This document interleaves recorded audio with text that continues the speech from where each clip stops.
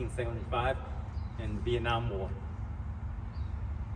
He is an experienced public affairs professional and a graduate of USC. Tony resides in Orange County with his wife and family and launched the efforts to form Sons and Daughters in Touch.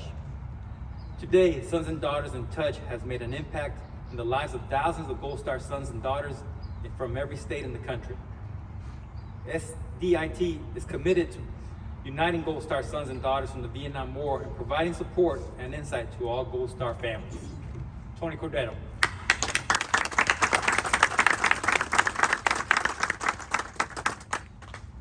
I know what Adrian Cronauer would say this morning, right?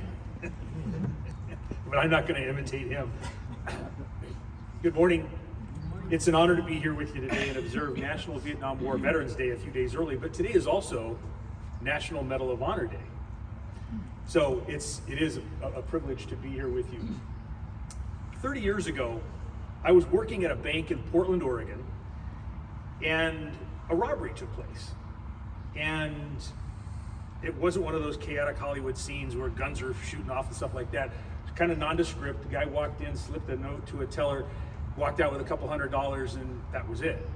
But of course, the police and the CIA or the FBI showed up, and everybody was going through their motions to figure out what had happened. And a woman came in off the street. She said to me, as the manager of the bank, she said, "I think I just saw the guy walking down the street. You know, tattered clothes, dirty, long unwashed hair. You know, kind of like one of those Vietnam vets." She had no idea what my connection to the Vietnam War was, or to Vietnam veterans. And so I gave her a pass for the moment.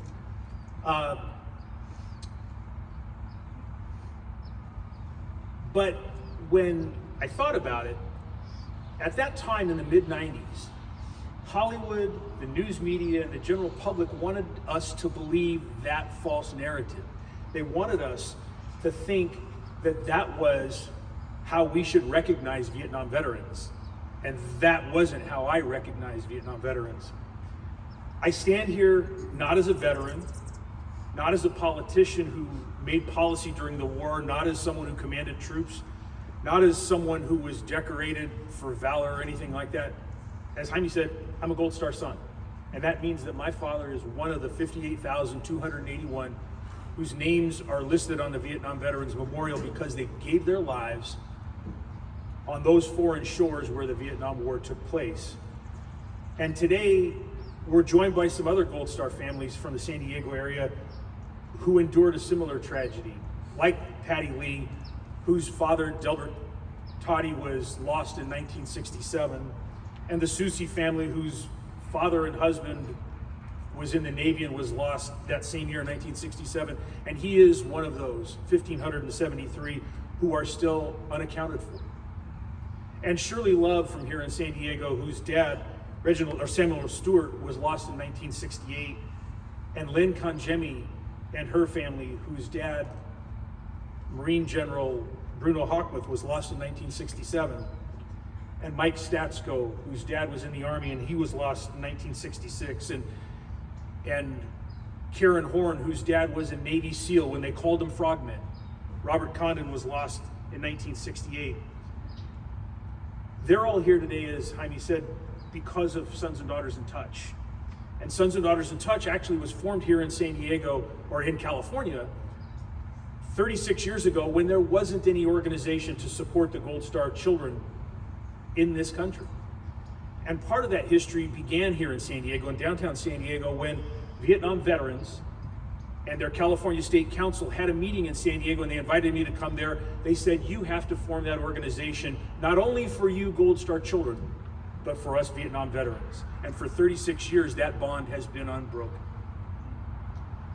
But today's not Memorial Day. We're not here to recognize those who gave their lives in the war so much as we are to recognize Vietnam veterans. From 1955 to 1975, our nation's service members, many of you here, took the message of America and America's promise to Southeast Asia, and there you fought valiantly. Vietnam veterans returned home in quiet and went about living their lives with dignity, and their commitment to our nation is legendary. Consider this. For those of you ladies, and maybe some of you men here, who have your nails done at local salons, there is a real good chance that your manicurist is from Vietnam. And you ask, why is that?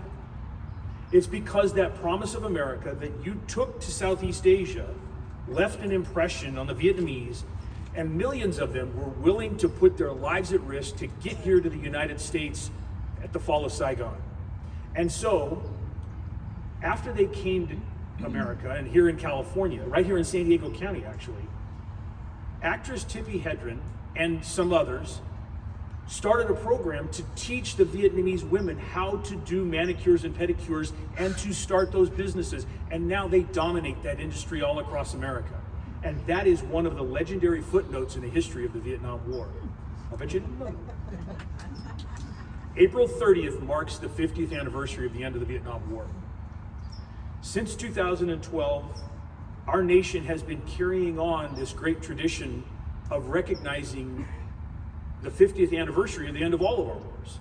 And in this case, the Vietnam War, for the last 13 years, the Department of Defense and the Vietnam War Commemoration have been honoring and thanking Vietnam veterans and the families who lost loved ones there, the families of those whose service members passed after they came home from service. And as we approach that anniversary, a little more than a month from now, it's amazing to think that the Vietnam War will have been over for a half century.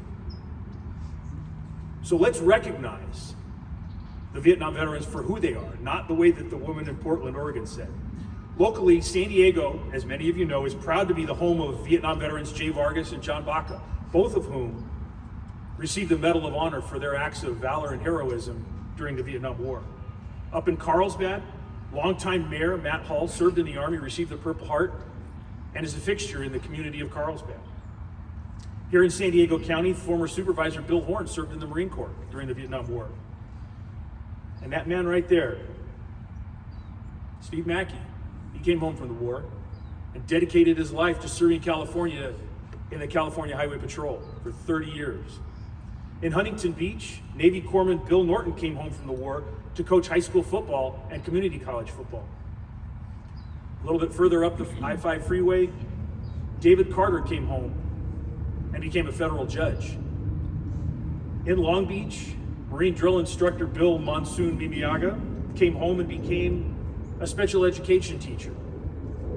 Linda Schwartz was an Air Force nurse during the war, and afterwards she became a fixture in leading one of the nation's great veteran service organizations, Vietnam Veterans of America. 6 years after,